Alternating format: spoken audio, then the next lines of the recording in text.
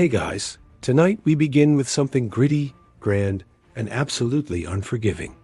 Life in the Ramang Empire. Not as a senator, not as an emperor. No golden laurel crown, no marble baths. Tonight, you're not Julius Caesar. You're just you, dropped unprepared into a world of sandals, sewage, and state-sponsored crucifixion.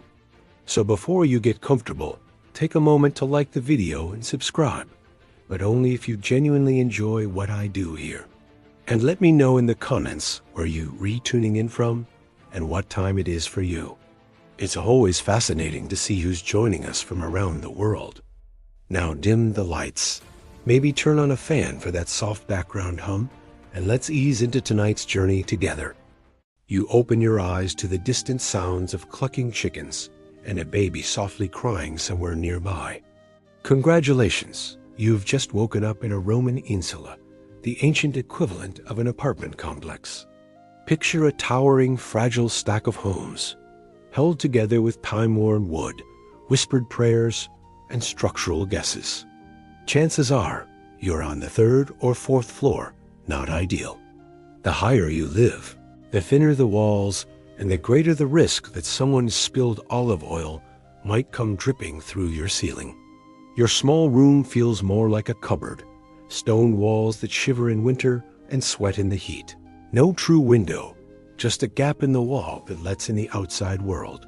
Air, ash, and perhaps a curious bird.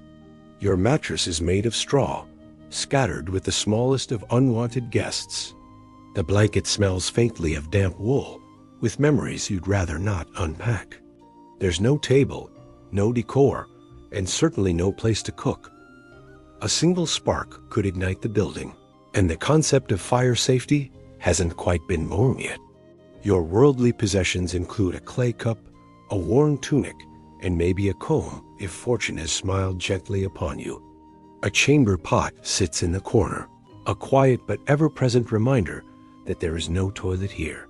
Not in your room, not in the building. You'll need to carry it carefully down narrow, creaking stairs, hoping not to slip and become part of the morning debris. The walls whisper thin. You hear everything. Soft prayers, the scrape of footsteps, muffled laughter, and the kind of intimacy best left to imagination. The air around you is thick with the scent of humanity, baked bread from below, the dampness of mildew, and a chorus of early morning noise echoing through the streets. Someone is already yelling prices outside. Fresh figs, salted fish.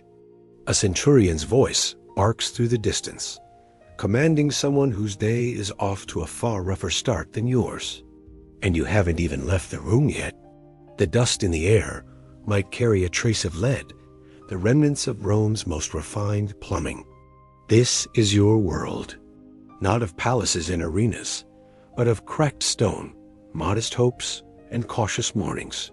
You're not here to conquer. You're here to endure.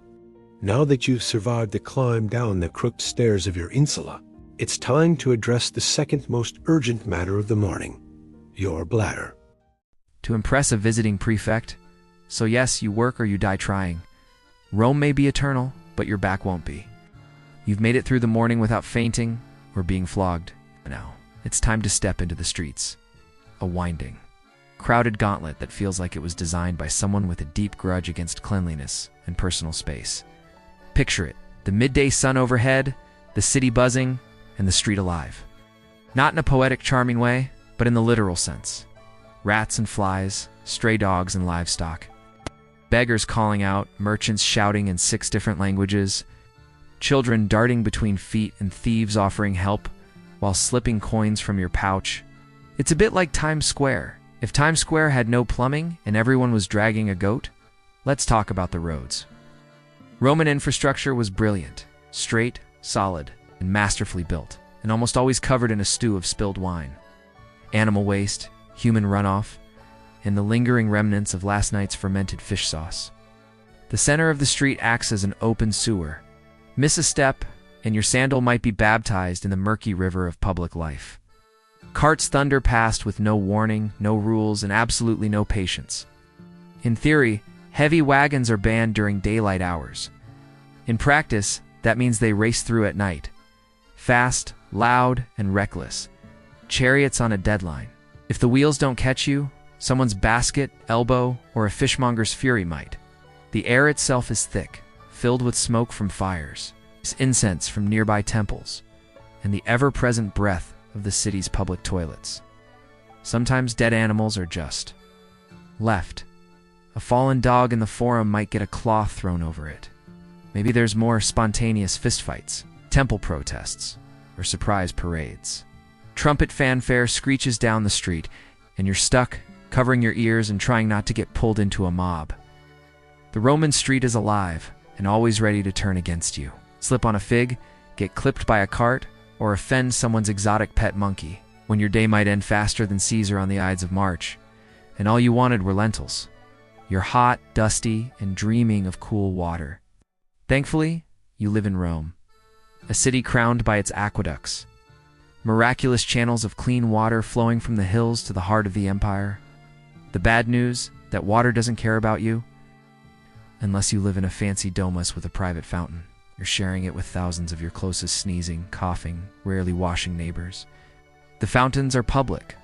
So is the grime. People wash their jars, their feet, and occasionally a child, either for cleanliness or amusement.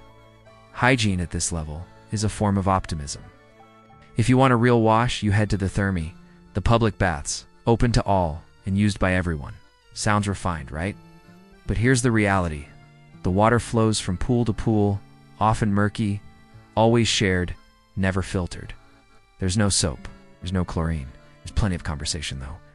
Political, personal, and often delivered without a shred of modesty. Someone might be selling sandals. Someone else is cleaning their ears with a twig. The water, it's been through everyone. All of them. If you thought this would leave you feeling clean, it won't. You're simmering in humanity, bacteria, and the faintest trace of old herbs. Also a fun detail. Many of Rome's water pipes are made of lead. Yes, lead. Rome was brilliant in engineering, but chemistry? Not quite. Over time, this contributes to all sorts of things. Fatigue, infertility, aching joints, and if you're truly lucky, full-blown madness. So what do people drink instead? Wine. Seriously, water is treated with suspicion, especially in the poorer parts of the city, where it runs too close to the latrines. Wine is safer, diluted, and consumed by everyone. Men, women, even children. Because really, what better way to drift through a decaying empire than with a soft, sleepy buzz? So yes, Rome brought water into the city before most of the world knew what a pipe was. But for the average citizen, it's a gamble every time you drink, bathe, Or rinse your toes. Enjoy your aqueducts. Just don't trust them. Welcome to the Roman Empire, where paying ice and tea just a possibility. It has the constant background music of daily life. You stub your toe? There's no ice, no painkillers. You simply grit your teeth and carry on, hoping it either heals wrong or doesn't fall off entirely. Break a bone?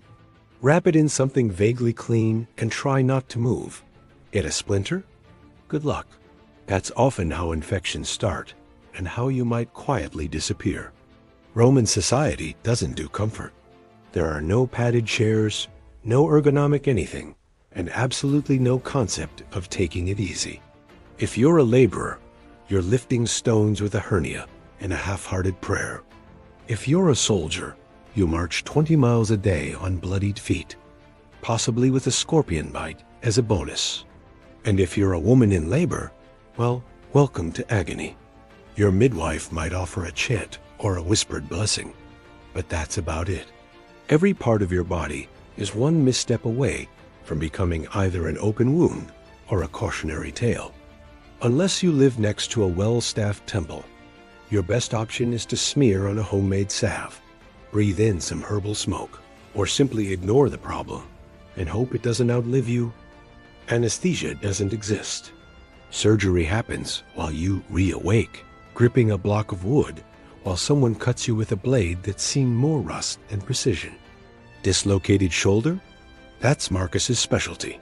He learned by watching someone else mess it up. And dental work? Think of a blacksmith. Now imagine your mouth. That's the scene. If you're enslaved or just poor, no one pretends to care. You could collapse in the street, and the best you'll get is someone reminding you not to bleed on the nice floor tiles. Even wealthy Romans embraced pain. Stoicism, enduring hardship with silence, was the fashionable way to suffer. Crying over a broken arm didn't just make you injured, it made you weak. True Romans endured, and later, maybe, wrote a poem about it. So yes, pain is always present. It comes quickly, without much help, and without sympathy. On that cheerful note, let's take a look at what happens when you actually go see a Roman doctor. So you're injured. Maybe it's an infected blister from yesterday's work, or maybe you shaved with a bronze blade, and now your chin looks like it went a few rounds in the arena. Either way, you need help. Which, in Rome, means you're hoping to survive more than be healed. Roman medicine is a strange brew. Greek theory, half-remembered superstitions, and a generous helping of leaves. The core idea? The body is ruled by 4 humors: blood, phlegm, yellow bile, and black bile. Feeling off? One's out of balance. The solution? Drain something.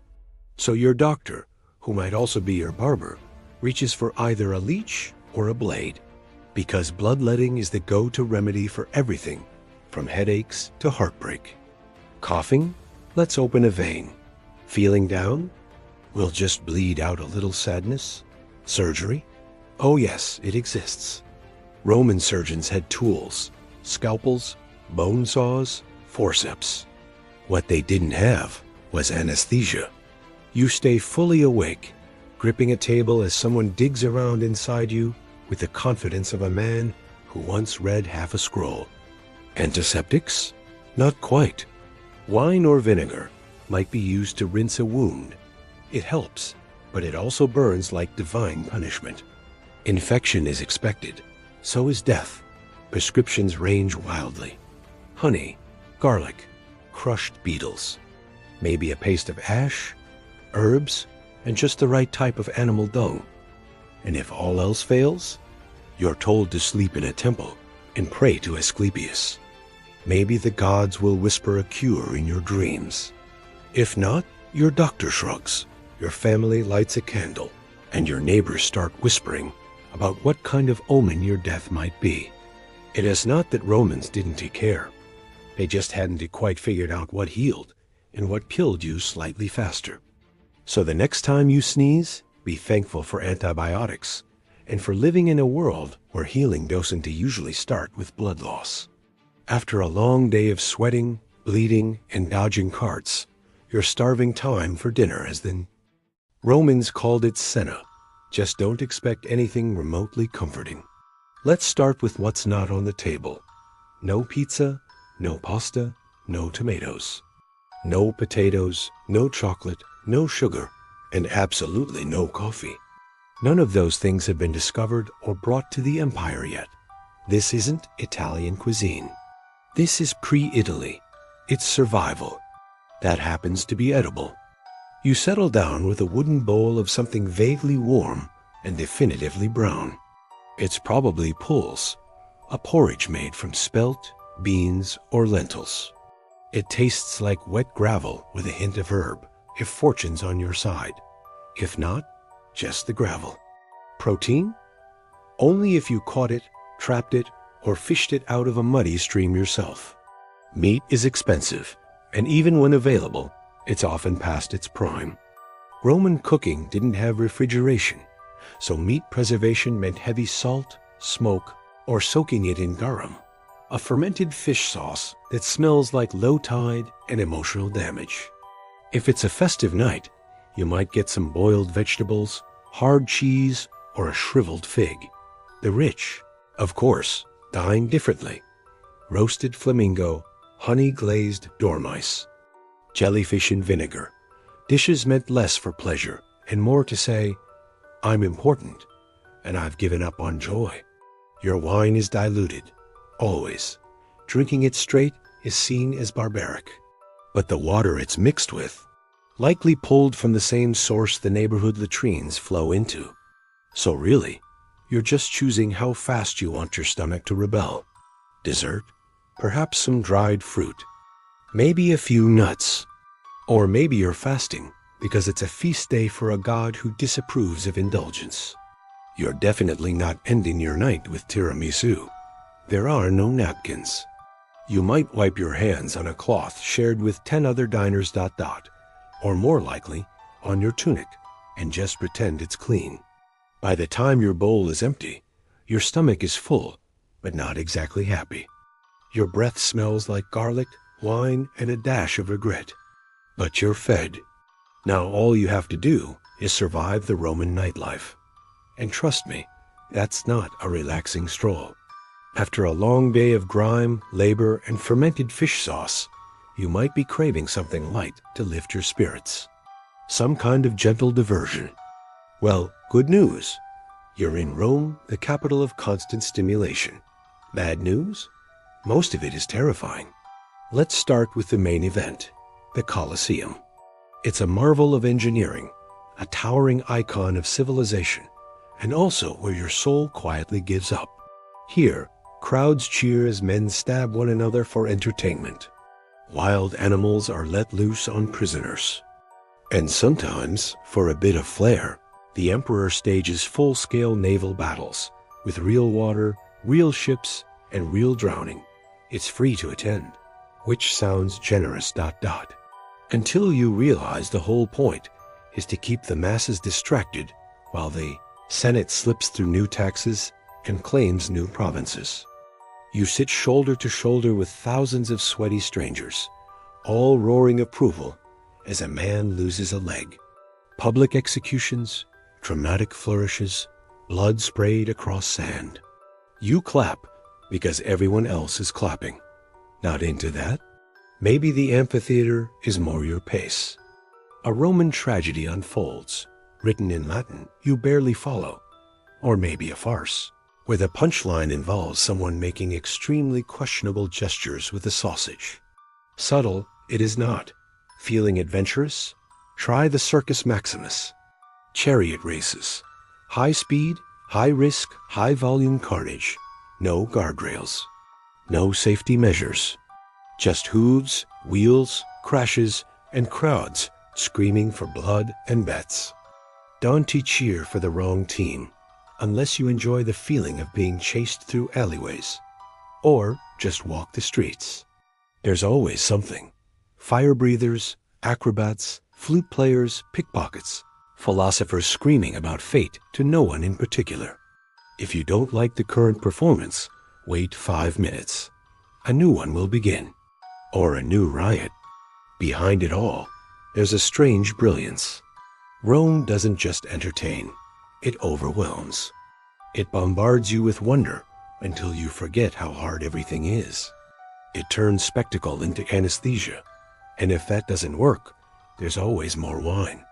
Now let's take a walk through justice Roman style. Spoiler, it's not comforting.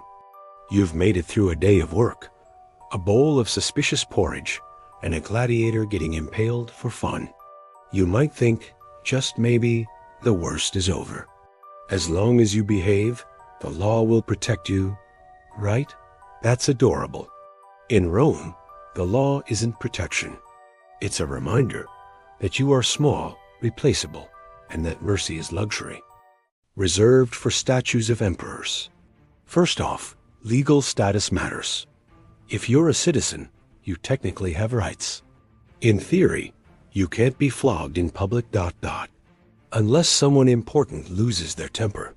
You get a proper trial, or at least something resembling one. If you're not a citizen, justice often comes by way of a fist, a branding iron, or a swift execution outside the city walls. Slaves? They're property. If a slave kills their master, even if the master absolutely deserved it, every slave in the household might be executed, just to send a message. That message? Don't even think about it. If you're accused of a crime, don't expect a quiet chat with your advocate. Trials are more theater than truth. The wealthier side arrives with witnesses, bribes, and plenty of dramatic flair. You bring your tunic and dread. Crying on cue? That might help. No patron to speak for you? Then pray to Jupiter and hope the magistrate isn't still hungover. Punishments aren't just meant to hurt. They're meant to make examples. Thieves may be branded or have their hands broken. Liars? Tongues pierced. Fraud? Public flogging. Or exile, if you're lucky. And if you insult the emperor, you don't go to jail. You die. Often in a way that gets talked about for weeks. Some crimes require a crowd. The bigger the audience, the better. Crucifixion is especially popular. Slow, painful, humiliating. Not reserved just for Jesus. It's standard fare for rebels, thieves, and anyone the state wants to make a very public point about. And don't go looking for a friendly officer to help you out. Rome's vigils, their version of firefighters and police, are underpaid, overworked, and frequently corrupt. Get mugged? They might shrug. Pay a bribe? They might help you mug someone else. So yes, Rome has laws. They're carved in stone, recited in forums, but they don't serve justice. They serve power. Now let's talk about gods, because you're not just obeying men here. You're on Jupiter's turf. After surviving the streets and dodging Roman justice, you might look to religion for comfort. A little peace, a quiet moment of spirituality. Not in Rome. Religion isn't personal here. It is public, an institution that wraps around every corner of your life like incense and obligation. You don't choose your gods. They choose you. And there are a lot of them. A god for door hinges, one for sewers, another for mildew. You can't walk 5 steps without stumbling into a shrine. Skip a prayer, ignore an offering, forget to light a candle? That's not just neglect, it's courting disaster. Your neighbor's roof collapses, and everyone nods. Ah, yes, he didn't honor Saturnalia. Festivals fill the calendar, dozens every year. On those days, business halts. Animals are sacrificed. The air smells like roasting bull and wet marble. You show up because you re-devout, and also because you re-scared of what happens if you don't. Offend the gods, and you don't just suffer. Everyone does. Drought, plague, a ruined lentil harvest. All because someone skipped their offering. Now let's talk about emperor worship. You're expected to treat the emperor, not just as a ruler, but as divine. You offer incense at his altar. You sing his praises. And whatever you do, never roll your eyes during a triumphal parade. That's treason adjacent. Stay quiet during a public ritual, or worse, skip it entirely. And you might be labeled impious, godless, or worst of all, suspicious. And in Rome, suspicion spreads like smoke in a wooden house. If you're part of a foreign cult, keep that quiet. Unless it's officially approved and comes with trade, wine, or military support. The state wants nothing to do with your strange deities. Roman religion isn't about belief, it's about performance. You don't have to feel anything. You just have to do everything correctly, on time, and where everyone can see you. And you better smile while you sacrifice that goat. Speaking of social performance, let's climb the greasy pole of Roman ambition in the next chapter.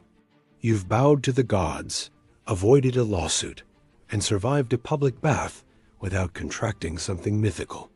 But here comes the most exhausting part of Roman life, the social hierarchy. A brutal, finely tuned machine where every word, gesture, and sandal strap placement could make or break you.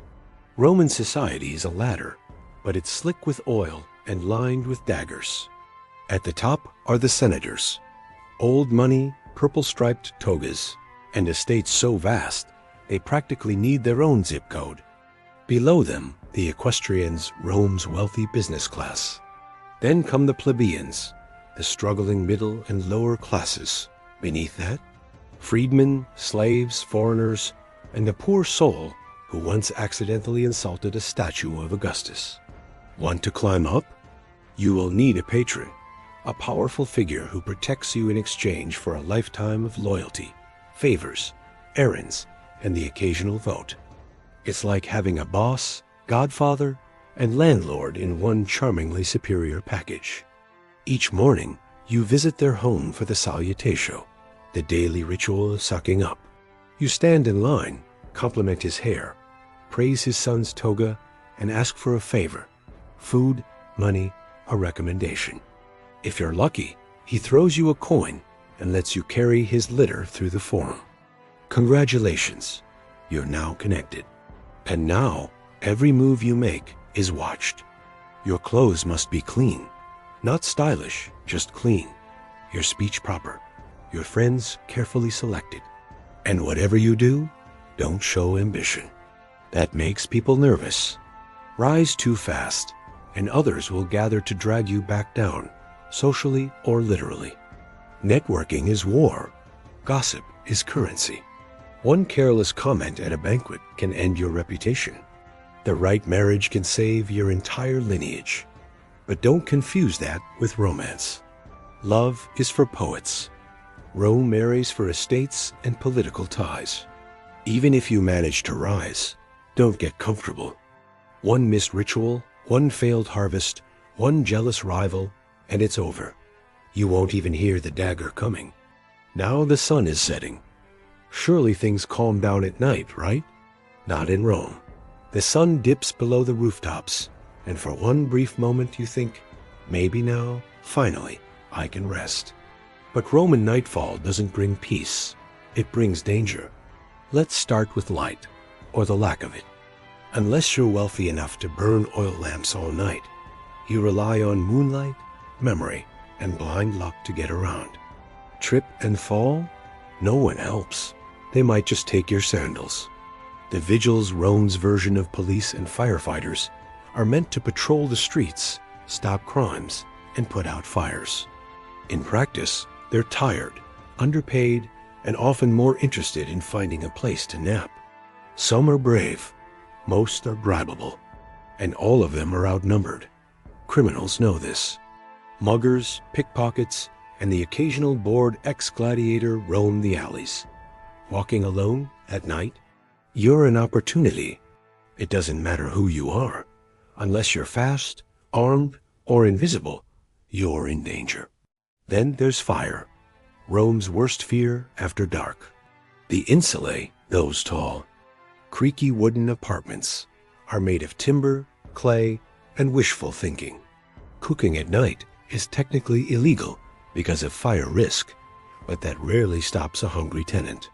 One overturned lamp can bring down an entire block. The Great Fire of 64 CE didn't start by itself, but once it caught, it burned like the wrath of Mars. You might think your building is safe until you smell smoke at midnight. No alarms, no exits. Just you, your tunic, your chamber pot, and a staircase already collapsing beneath your feet. And if it's not fire, it's noise. Drunken parties echo through the streets. Processions for obscure gods parade by with drums and shouting. And if a senator's mistress has a bad night, everyone in 3 blocks will hear about it. Sleep? That's a privilege. Silence? A fantasy? Safety? That's for the rich, the armed, and the extraordinarily lucky. By instinct, and hopefully, not by yourself. Don't carry anything shiny. Don't make eye contact. And whatever you do, don't get caught between 2 drunken gladiators arguing about a missing sandal. Speaking of drunk, the city's nightlife is booming. Taverns overflow with cheap wine, clanging music, and men shouting terrible poetry about Mars, and women they'll never impress. Fights break out. Dice games end in blood. And occasionally, an angry noble decides to settle a grudge by having a slave beat someone in the street. You hide in the shadows and pretend you didn't see anything. If you're a woman walking alone, good luck. Rome is not kind to unchaperoned females after dark. The streets belong to the desperate, the reckless, and the dangerously bored. Trying to sleep? That's not much better.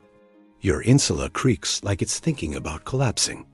Rats scurry through the walls. Your neighbor coughs like a dying goat.